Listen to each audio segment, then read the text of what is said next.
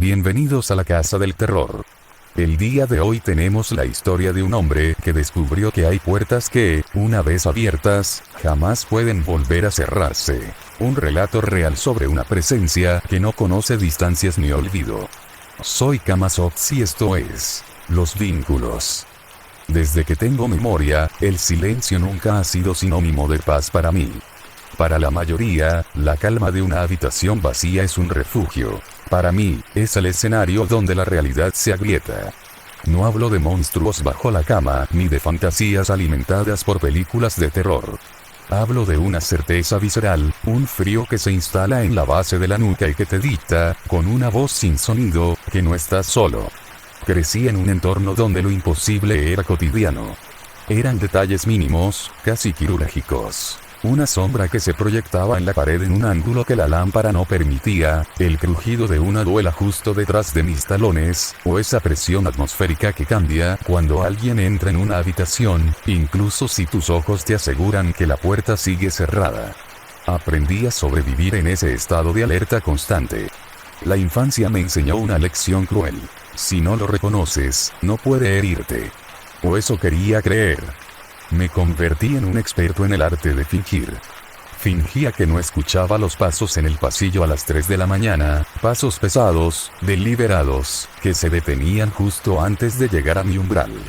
Fingía que los susurros que se mezclaban con el viento nocturno eran solo estática ambiental. Mi familia vivía cerca del penal de Santa Marta, un lugar donde la energía parece espesa, saturada de una angustia vieja y acumulada. Allí, el silencio de la noche no es natural, es un vacío cargado de una tensión eléctrica que te pone los pelos de punta. A veces, el estruendo lejano de las sirenas del reclusorio era un alivio, porque al menos ese ruido tenía una explicación lógica en este mundo. Lo que ocurría dentro de mi casa, en cambio, carecía de lógica. Muchas noches despertaba con el corazón martilleando contra las costillas, poseído por la absoluta convicción de que alguien me observaba desde la esquina más oscura del cuarto. No era una sensación vaga. Era como si el aire en ese punto específico fuera más denso, más oscuro, como si la oscuridad misma tuviera una intención. Aprendí a no voltear. Aprendí a cerrar los ojos y esperar a que el sol disolviera esa presencia, aunque sabía perfectamente que solo se estaba escondiendo a plena luz del día. A los 15 años, la atmósfera en casa se volvió insoportable. Mi madre, que siempre tuvo un instinto afilado para lo que no se dice, notó que mi cansancio no era normal. Yo tenía ojeras profundas y una mirada esquiva que delataba mi falta de descanso. Sin darme muchas explicaciones, decidió que era momento de intervenir. Me llevó al mercado de Sonora. Para quien no lo conozca, es un laberinto de pasillos estrechos donde el olor a copal, hierbas frescas y azufre se mezcla en un aire denso que parece difícil de respirar. Es un lugar donde la fe y la desesperación se dan la mano. Caminamos hasta un rincón profundo del mercado.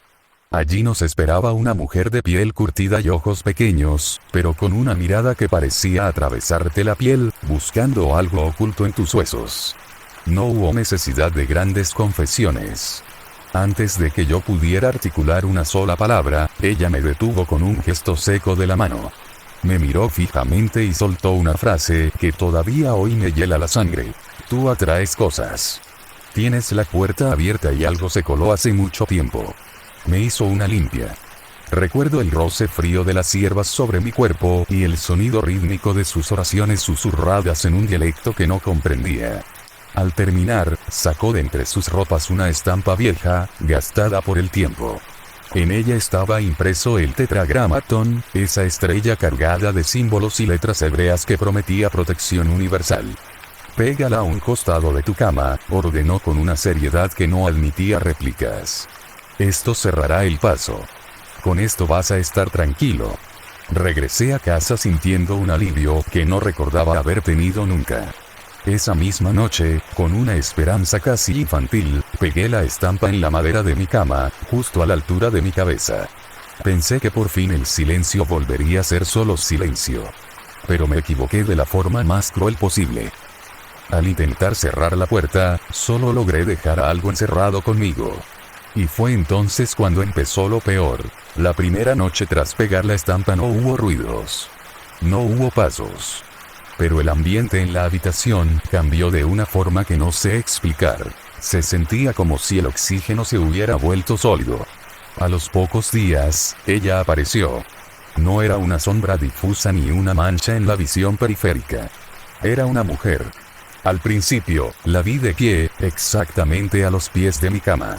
No emitía ningún sonido, no flotaba, no tenía rasgos espectrales ni ropa de otra época. Vestía de forma común, con una ropa oscura y sencilla que la hacía parecer una intrusa que acababa de entrar por la puerta. Pero no se movía. Permanecía allí, con los brazos caídos a los lados, observándome con una intensidad que me impedía gritar. Lo más aterrador no era su aspecto, sino su normalidad. No tenía el rostro desfigurado ni emitía lamentos dramáticos. Era una presencia estática, una intrusión biológica en mi espacio privado. A veces, yo despertaba de golpe y su figura era lo primero que mis ojos enfocaban en la penumbra. Otras veces, sentía su mirada antes de abrir los ojos y los mantenía cerrados durante horas, rezando para que al amanecer ya no estuviera. Pero ahí seguía. Su persistencia era una forma de tortura silenciosa. Ella no buscaba asustarme con trucos. Simplemente quería que yo supiera que su lugar ahora estaba allí, a menos de 1 metro de mis pies. La situación alcanzó su punto de quiebre una madrugada de lluvia. Desperté sintiendo un peso inmenso sobre mi pecho, esa parálisis del sueño que popularmente llamamos que se te suba el muerto.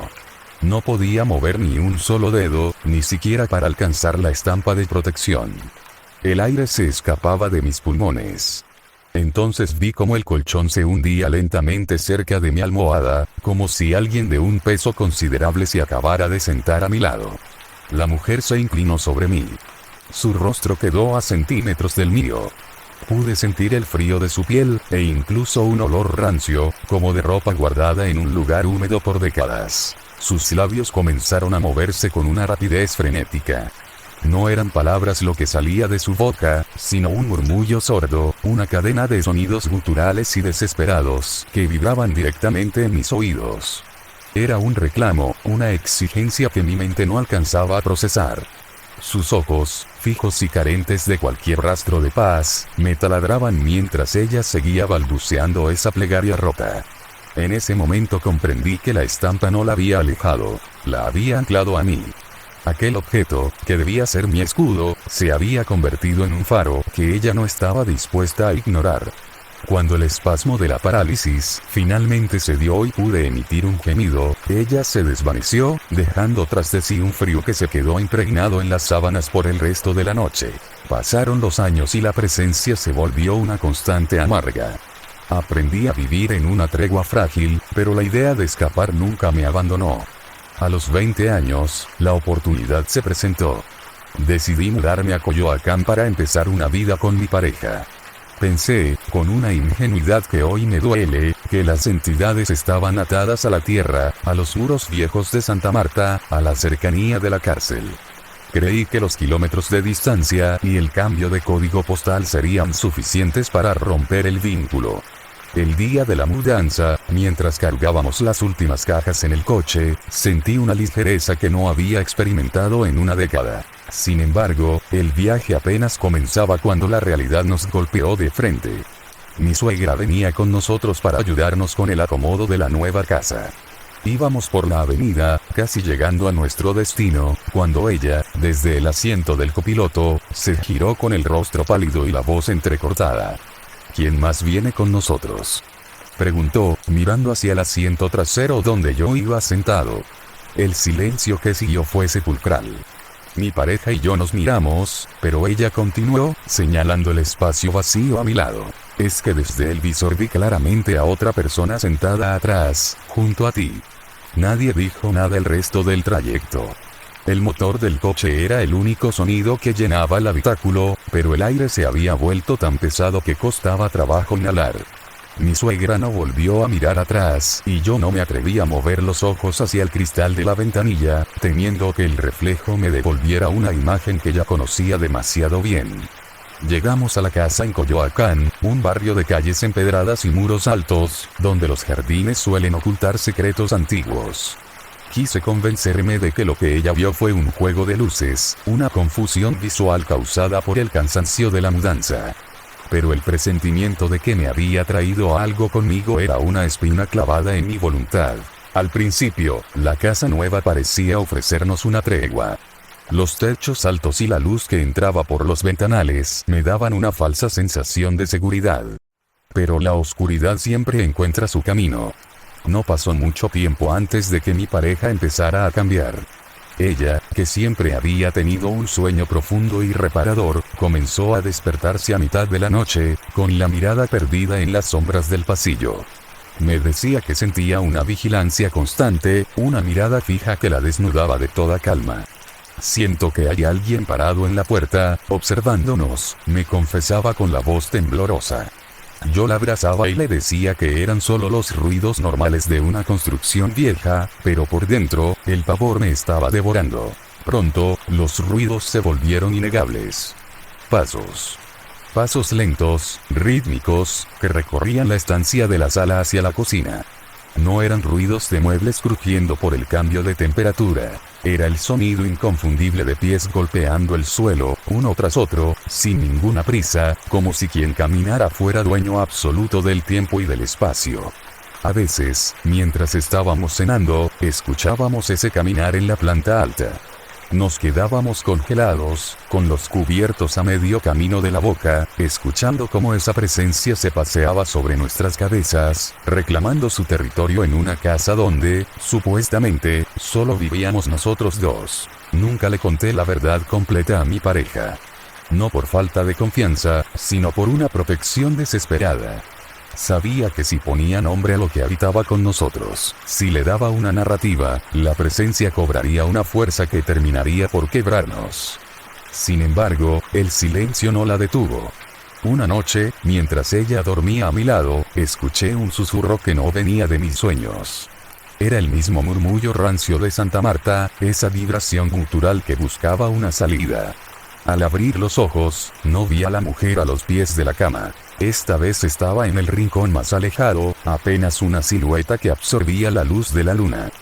Ya no estaba estática.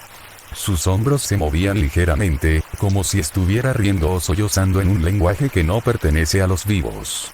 Lo que más me duele es darme cuenta de que el cambio de lugar no sirvió de nada porque el problema no eran las paredes, ni el código postal, ni la cercanía con el penal. El problema soy yo. La mujer del mercado de Sonora tenía razón. Yo atraigo cosas. Soy una especie de faro involuntario para aquello que ha perdido su rumbo y busca un ancla en el mundo de la carne. La estampa del tetragramatón, que aún conservo guardada en un cajón, me recuerda a diario mi error. Al intentar protegerme, creé un vínculo, una marca que le dice a esa entidad que este es su refugio. No sé si es un alma en pena, un residuo energético o algo mucho más antiguo que simplemente decidió que mi vida era el vehículo perfecto para seguir existiendo. Hoy, mientras escribo esto, la casa está en silencio, pero es ese silencio engañoso que precede a una tormenta. Sé que ella está en alguna parte, quizá detrás de la puerta entornada del baño, o tal vez sentada en el sofá de la sala, esperando a que las luces se apaguen para reanudar su caminata.